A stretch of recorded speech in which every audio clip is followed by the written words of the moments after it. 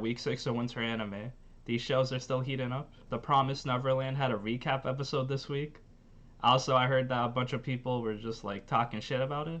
So, as a dude that's never read the manga, I feel like I've been living under a rock with all these complaints. Because I thought the anime was pretty solid so far. But apparently, they just like changed so much shit that I did not notice. Probably in that 1 year time skip gap or something. But regardless, I'll continue watching, and I'll probably read the manga as well to compare differences.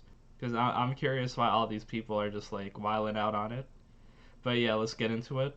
So for Jujutsu Kaisen episode 18, I kind of hate talking about Jujutsu Kaisen now. It's like so consistent. Every episode you expect some fight scene. They're doing the tournament arc and it's still live. We got Megumi facing the archer, Norishito, who has some cool bloodline technique where he uses his actual blood to like control objects and he can like hit people with the blood as well. So yeah, he's shooting arrows at Megumi. They kind of curve at him. So yeah, Megumi uses his Shinigami to protect himself. We see Kamo can also use his blood to like kind of make him stronger. He can like control the red blood cells and like proteins in his bloodstream to like just like strengthen his body, similar to just like taking steroids. So yeah, he can do a lot of cool stuff with his blood. It kind of reminds me of throwback Naruto. Just like when you were watching Naruto as a kid, you saw all these dudes. They had different powers, different techniques, and then they're all like pretty scary and strong. So yeah, it brings that energy back, but in like the current year type of situation. So yeah, Norishito is pretty strong. He's kind of even with Megumi so far, and he can go hand to hand with him pretty well. But then he's also pretty nice to Megumi. He's just like, oh, you're a pretty valuable dude. Like a guy this strong who can use Shinigami like you're probably going to be a big asset to the big three families. But yeah, it's probably like not a great situation because like Megumi had to leave. And we see Norishito, his mom kind of got like emotionally abused from the family, mainly because she's a concubine. And then Norishito was chosen to be the heir because the main wife couldn't produce like a proper heir. So yeah, Norishito is like treated pretty well, but his mom is suffering. So that's kind of his motivation, do well so his mom stops like getting bullied. Megumi also has like a mom type of backstory where he probably does care about his mom, like something tragic probably happened to her. But then he's doing his own thing. He's saving people, like he's following his own motivations. So yeah, these two guys are like pretty similar. I think Norishito also says that, yo, we're pretty similar, you and I. And then Megumi just kind of like laughs at him. Like, that's pretty cliche line you said there, bro. So yeah, as they're fighting, some giant vine root just like grows around the arena. And yeah, the enemies are attacking Mahito and his squad, Geto, with all the other S rank spirits. So far, we see Mahito chilling on the roof. We see Hanami, she's the flower demon. And then we see a new guy. He's bald and he looks kind of like a butcher. He has like a hammer and nails. And he's obsessed with making hanger racks. So yeah, pretty funny dude. He's just like, oh, I can make a coat rack out of your body. So the goal of these guys seems to be to kill Gojo because he's the most OP character. Once you kill Gojo, you can probably rule the world. No one can stop you. So yeah, it's the typical, oh, the tournament arc is getting spicy. And then just like all the enemies attack. Like the Naruto tournament arc where like Orochimaru attacked. It's just like very similar. And then yeah, I was waiting for this because obviously the tournament was going on, but then we can see the enemies in the backside. They're trying to attack again. So yeah, perfect time for them. And we also see Inumaki coming through. He showcased his power. It was very cool. As he unzips his uniform jacket, he exposes his mask and he just says words. And then like they kind of showcase his words very powerfully, just like slow motion and just like a huge like feedback of energy coming from his mouth to affect whoever he talks to. All right, so the three dudes, Inumaki, Megumi, and Norishito, they team up. They have to fight the S rank flower demon Hanami. She doesn't really take damage from Norishito's bloodline technique or Megumi's Nue, and she's also pretty fast. Inumaki had to be like, don't move to her to paralyze her. And then she gives her motivation. Pretty funny type of One Punch Man motivation out here where she's like, oh, the humans are destroying the planet. Even the good humans that are trying to take care of it, they're just like not making too much of a difference. So I'm just gonna kill all humans. So yeah, she's a flower demon. She respects the earth and wants to kill people. That's her motivations. And she's pretty creepy looking, just like big, white, muscular. Also has like roots coming from the eyes. And then the teachers come out. They're watching the thing happen, so they go in to rescue the kids. So once they reach the barrier blocking like the whole tournament, Gojo tries to hit it, and he can't even touch it. It like kind of like keeps him out. So yeah, he realizes that the barrier is so strong, it's made to let everyone else pass through freely, but keep Gojo out. So it seems like they want to kill the people inside the barrier first, and then like maybe have Gojo separated to have him like one-on-one someone. Utahime and the old principal dude, they go in to rescue the kids. They leave Gojo outside. And then, you know, the principal dude that ordered the hit on Yuji from the other school? I thought he was like very annoying. Just like, I know everyone didn't like him. He was just like an evil old man. But he pulls out the electric guitar. He's fighting the bald guy who's looking for hanger racks. And this was just like such a big tonal shift. This old man, he's actually a rock star. That's where he uses his cursed energy, like playing the electric guitar. So, great subversion of expectations. The show's just so great at keeping you excited, just like new powers you've never heard about. Yeah, I'm down. So yeah, right now so much shit is happening. Basically, the tournament is over, and just like the kids have to fight the monsters, the S-grade spirits. So far, it's only Hanami and the coat rack dude, with Mahito looking in the background, so I don't think Mahito is fighting yet. And yeah, ignoring all the retired people, there's still so many students out there fighting, so I'm expecting like some big team-ups happening. Yuji and Todo are together, so they're probably like one of the strongest duos. Maki, Mai, Momo, and Panda, they're all still there. As well as Inumaki, Megami, and Norishito. So yeah, I'm excited to see how these dudes showcase their powers. There just seems to be so much going on, but it's paced really well that like you can keep up easily, and it's just like really fun. It's just like, oh, we know what we're gonna get, just like dudes fighting. And the S rank villains have shown up, so we know they're like super strong. And we know Gojo is OP strong because they had to keep him out just to like do their plan. So yeah, another tournament arc interrupted as well they'll continue their fight against the evil villains. Yo, okay, so for Re:Zero Season 2 Part 2 Episode 6, Pandora, the Witch of Vanity out here just like killing people. She goes to small Amelia and just asks her to open the gate. There's like a seal and Amelia has the key. But Amelia made a promise. I ain't giving you that key. I promised Fortuna. Also, it was still unclear. I'm assuming Fortuna is Amelia's birth mother, but I don't know why they had to keep it a secret like that. Like, oh, that's my aunt instead. But then they keep flip flopping, so I don't know if she's literally Amelia's birth mother or kind of technically Amelia's birth mother. But yeah, hopefully someone can correct me on that.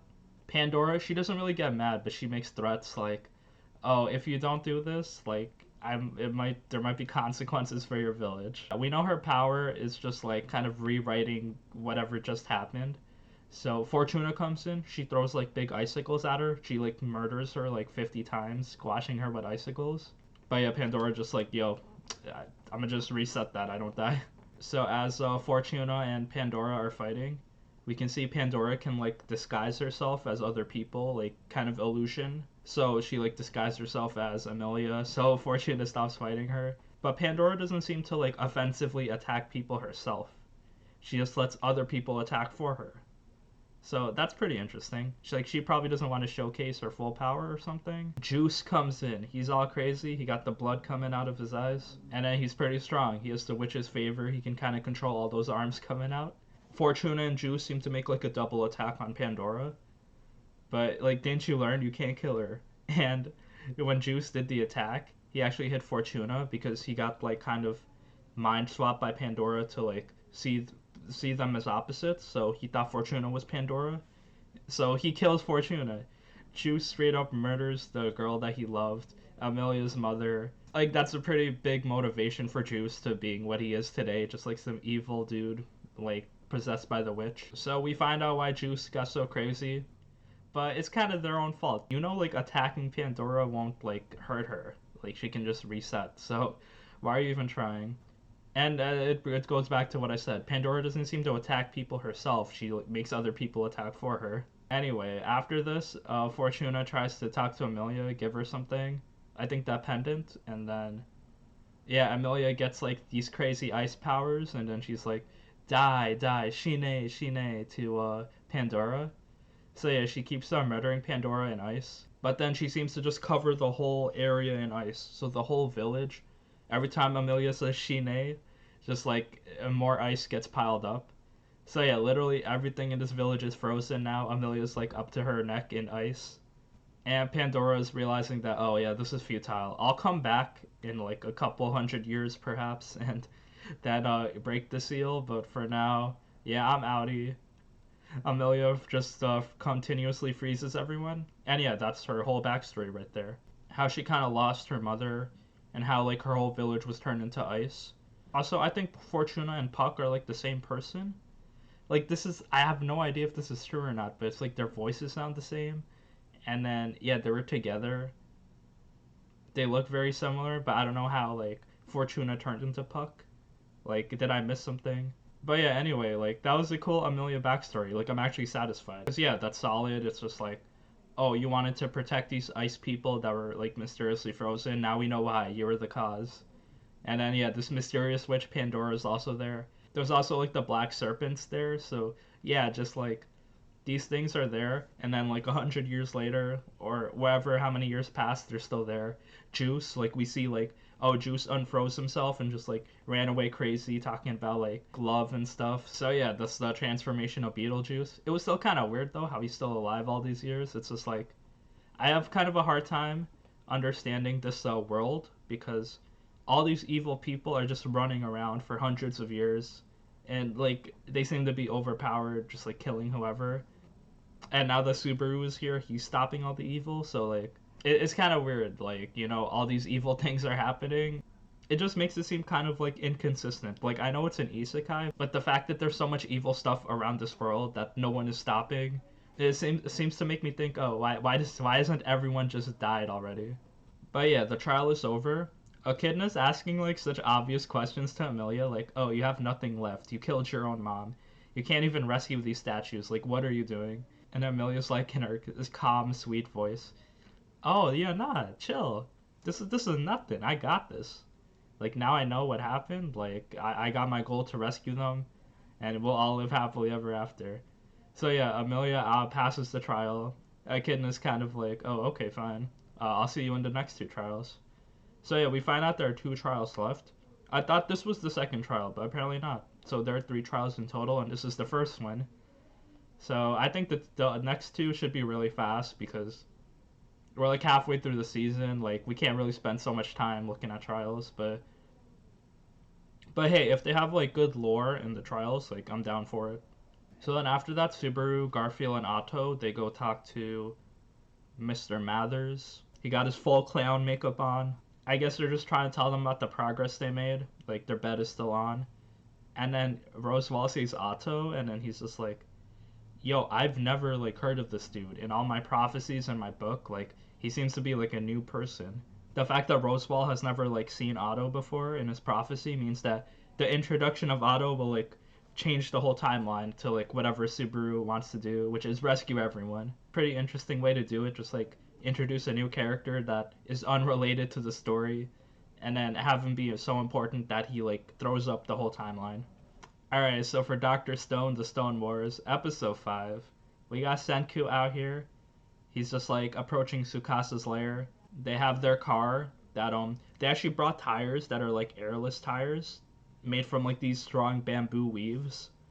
So apparently they use that in NASA, just like airless tires that like they can absorb shock and they can just like go all terrain. The thing is that once they find Chrome, like Suika does her watermelon stealth thing to find him in some jail cell. They want to make a way to like kind of bust in the cell and run away before like anyone can attack them because they're like these strong dudes with spears guarding the entrance. So Senku's like, yo, all we need is more power. So how does he get this power? Well, he transforms the steam gorilla into a tank. So he quickly makes some shields. It's basically from heated paper. So the process is they take a bunch of leaves, they kind of dry them up, flatten them, press them, heat them, and they make paper. They stabilize the paper onto an object, and then they paint some plastic on it. So it's basically a carbon fiber shield. So yeah, it's hard enough to block a spear. It doesn't absorb the shock, but it blocks the attack. You actually got like a legitimate shield going on. So they wrap the truck with basically all these carbon fiber shields and make a tank. and now they got the machine to rescue Chrome.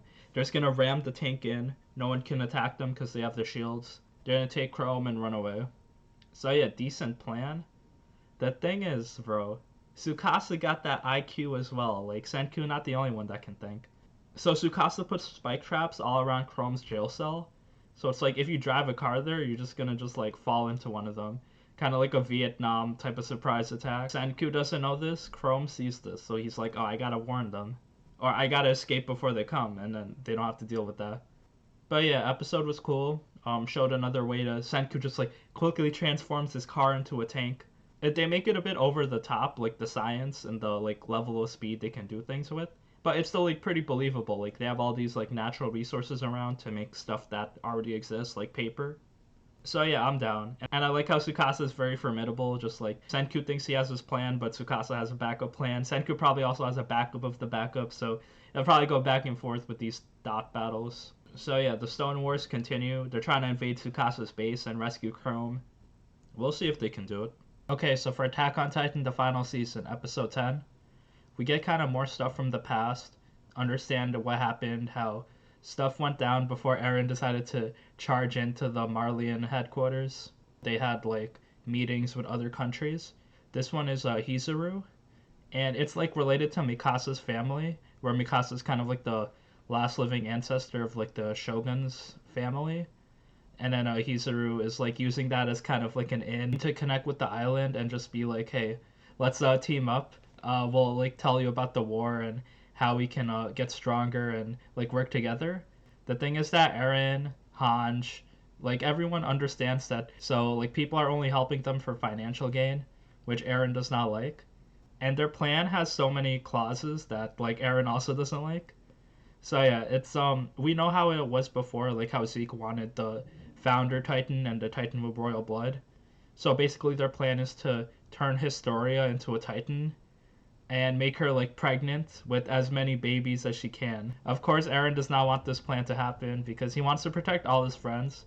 It's like a typical kind of a shonen motivation. Like this dude, he does not want his friends to die even for the greater good. Also, we see that there's other clauses to the plan. One is we have to use the rumbling, like just a little bit, just to show the world how powerful it is. And then the second stage is to strengthen the army so much that you don't even need the rumbling anymore. So it's like more war stuff that Eren is not down with. So he like that's like part of his motivation. Like he wants to protect Historia, or that's why he charged into the Marleyan mainland by himself. He wanted to make a statement, and he wanted to do it without the rumbling. Also, we see that Historia is pregnant, so she's not a Titan, but she has a baby. So, well, she's pregnant, so the baby's gonna come out soon. So I was kind of damn, like, okay, Historia's pregnant. I don't know how to feel about that. I don't know if she's forcing herself or not. But then the people don't really like her either. Older type of dudes that are just like in their traditional ways. They're like, she's not fit to be our queen. It's just like there's just a bunch of seeds being planted. Like I'm just very uncomfortable until like understanding what's happening. I'll just wait until I get more information. We get kind of a flashback on them like, oh hey Eren, you only have like 5 years left to live. So who are you gonna give the Titan to? So it was Connie, Sasha, John, and Mikasa, with Armin there as well. So then Eren is like, none of you. Like they all offer, but then Eren is like, I don't want to see any of my friends die. It was very like a nice comfortable moment with all the friends. Then we go back in the present time where Eren is locked up in the jail. Like they can't really kill him since he has that Founder Titan. But this is like what Armin says. So Connie's like pretty sad that Eren, like he laughed when Sasha died. But then the thing is that like he was just in grief, like with his emotions. He just couldn't believe it. That's why he was laughing. But yeah, this Connie's like pretty mad. John is also kind of confused. And then Armin uses his brain and he's like, they might not need Eren anymore, because the only reason Eren is alive because he has the Founder Titan. But now like they have the Titan serums, anyone can eat Eren basically. And we didn't have to deal with Eren's like compulsive behaviors. The thing with Eren is actually that he has the Warhammer Titan power now, so he can just like crystallize himself and no one can free him. Nothing serious occurred yet, so Like the next stage, we see Zeke as well. Like he'll probably play a part. So yeah, there's probably gonna be stuff with Zeke next episode, as well as just like knowing more about Hizuru and the other nations that are involved with Paradise Island. All right, and now for Wonder Egg Priority, episode 5. This was a pretty chill episode, honestly. The girls were hanging out. They were like really close friends. They hang out at Ai's house. They also talk about how like the guidance counselor might be weird. Like he's the uncle of the other girl, Momoe. They're somewhat related. And then they talk about how he's like he might be creepy. He might have been the reason that Ai's friend killed herself. So the fact that they're saying this means it's probably a swerve and he did not do that. But yeah, I'm interested. Also, while the girls are having a good time, Rika says, "Hey, we're all friends." It's like insensitive, but also like really logical thing by Rika. She's like, why don't we stop going to the egg world? Stop risking our lives to save these girls because they killed themselves. We don't know if they want to come back. Like, there's no reason. We're already friends here. Why like lose this? So yeah, Rika does make a solid point. You have nothing, no information about the egg world. It's like you're literally risking your lives at a chance to save these girls to see them again. And then they already killed themselves. It's not like your responsibility. So yeah, I kind of agree with Rika, but yeah, it's just like a pretty insensitive thing to say. Also, it's like she really wants to know why Nagase killed herself because she genuinely does not know. Neru also has her motivation. Her sister died, but her sister stabbed her in the back. So like Neru has this big ass scar in her back. It kind of still gives her pain. So yeah, like they probably had like some huge fight over something, and Neru probably wants to like talk to her about that. Yeah, Momoe kind of feels regret because the girl that she was trying to rescue, she like put the moves on her, and then Momoe just like kind of pushed her away because like she was kind of like awkward. She was just like, oh, I don't know how to deal with like a girl hitting on me. So yeah, all the girls have their own motivations. They really want to know why these girls killed themselves. So it's like even though Rika is like speaking logically, like they're not gonna back down. So yeah, hopefully that's not a bad sign. Also, we see Neru going hard on rescuing the Egg World people, and then we see Neru's weapon. It's a compass, but it's a literal like sniper rifle. So I'm like down with that. She just like shoots people pretty well. I'm not sure where the show will go, but yeah, I'm still like hooked on it. It's just like yeah, probably the next stage. These girls are together. They've laid out their motivations that they're not gonna quit going after the girls, saving the people in the egg world. So yeah, hopefully nothing bad happens, but something bad probably will happen as we continue. All right, for the quintessential quintuplets episode 6, the girls are studying really hard. They want to show up to their dad that they can pass and they won't have to transfer schools. Also, we see the quintuplets' mom from Itsuki's point of view right now. So Itsuki was visiting their mom's grave, as she usually does every month. While the other girls visit once a year, she goes every month because she's so attached to the mother.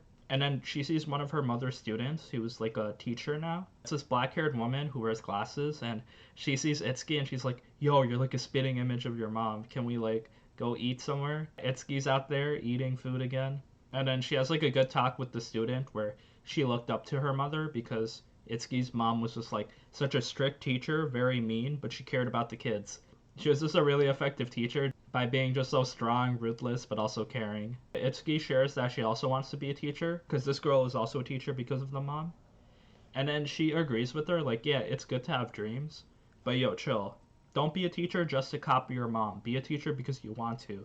Because it's okay to have dreams, but if you just make yourself a carbon copy of the person, then like what's the point of life? It's not gonna be fulfilled. But yeah, after all of that, we see their exams are coming up. So I didn't expect them to come so soon, but yeah, they did. And then after that, actually a lot of stuff happened this episode. So yeah, Futuro sees that all the quintuplets are kind of getting tired from constant studying day by day. So he's just like, yeah, they might get burnt out. So let's go to the amusement park to like chill. So yeah, they're having fun. The thing is that he sees Yotsuba's like separated from everyone. So he's like, oh, where'd she go? Oh, I see her in the Ferris wheel.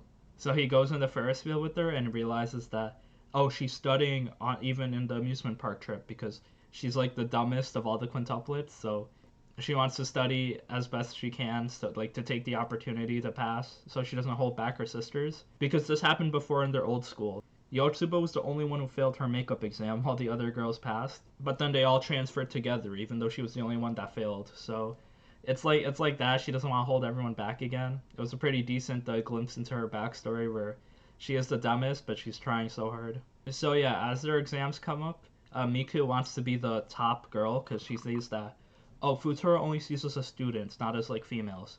But if we pass the test, like if we get the highest marks, like he won't see us as like a student anymore. So yeah, it seems like she's got the highest grades.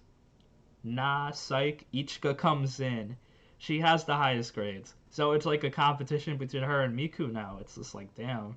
So yeah, I love how they're adapting so much content in each episode just to like kind of like showcase each girl, what they want, their motivations, and how they're going about it. Okay, so for Higurashi When They Cry, episode 17 to 19, it was kind of a back and forth thing happening this arc so far because it's like, oh yeah, Rika's in the good timeline now. But yeah, something's going wrong. Some dude is controlling the strings. Like, it doesn't feel like she's living her life. It feels like someone else is controlling everything. So we get some things for the photographer dude. He's part of like some government thing to protect the people of the village, to like fight off the people with Hinamizawa syndrome, I think it's called. Oh yeah, so Rika like thinks Satoko is the one involved in all of this, timeline like controlling. So in order to get that, we kind of like go back in time to like a previous loop, which like kind of clears everything up. So here's the doctor lady. I think her name's Tomitake, but I could be wrong. She wanted to kill Rika, but she like changes her mind, and now Rika's like alive and happy now. So this random new disease that we learned about that like makes you evil, like there's like a slow cure for it. Rika wants to see the outside world. She wants to go to like this uptight girls' school. And then Rika and Satoko, they don't want to separate from each other. They're studying hard. Satoko hates studying. She just like wants to chill and have fun. But yeah, she's studying for Rika's sake. But yeah, they both make it to the school. So yeah, Rika finally lives her life as a schoolgirl outside the city. And now Satoko is like bitter and resentful, so she's causing the loops to happen again. So yeah, the story is very solid so far. Just like it's taking time to ramp up and show off like every single like timeline decision happening to like give a clearer picture on like, oh, why the time loops are happening and how to stop them, like what Rika and Satoko are doing. And then after that, we'll probably get the episode where we go back to the normal timeline where Rika and Satoko are grilling each other. Okay, so for Cells at Work Season 2, Episode 6, it seems like the cancer is like making his way through the body, just like being evil, because there seems to be a lot of issues with the body. But yeah, besides that, the killer T cell, who turns into a memory T cell, shows up. Him and then the white blood cell and the NK cell team up to like look for the cancer. And then yeah, I guess we're fighting cancer soon. He's back and will probably cause some problems. So yeah, hopefully our squad can do it. But yeah, more kind of slice of life vibes for Cells at Work, but also like decent action happening. And it also Cells at Work Black episode 8, more dark stuff is happening. Last episode was pretty happy where like the caffeine it was introduced, but this episode, damn, there's blood clots. So like we learned that in the calf muscle. I didn't know this, but it actually like pumps the blood back up to like your heart, like your lower body blood. Like the calf muscle is like used to just like repump it back up to you. So yeah, your calves are pretty important. But then this body, it hasn't slept in 2 days, and then it hasn't moved its legs either. So like some of the calf muscles, like the veins, are really weak and start deteriorating. So that's where like blood clots happen. Like the blood is just trapped there. So the blood clot blocks the flow of air to the lungs, and it was just like kind of creepy. Just like a bunch of red blood cell bodies are just like killed because the blood clot is like running over them. So yeah, we got the blood clot blocking the lungs. What are we gonna do? No one can breathe. Well, there's like a separate tube you can go to. It's kind of skinnier. It's only meant for gas, not liquids. So yeah, the blood cells go there. They deliver oxygen slowly. The blood clot deteriorates, and then more air is able to be delivered to the lungs. So we're safe for now. But goddamn, it was like kind of creepy showing the blood clot. It's just like where there's like a bunch of coagulated blood, and then it just like if it goes back up to block something, it's like gonna be dangerous. So yeah, blood clots are pretty serious. They showcase that here. And at the end, the white blood cell, she sees that there's no other white blood cells around. That's like a sign of HIV or something, if I'm not wrong, where your white blood cells just die out. So I'm like kind of creeped out by that. Like I feel like it's not HIV since we already had a STD episode earlier. Because it seems like kind of like a horror movie showing that, oh, there's no one left.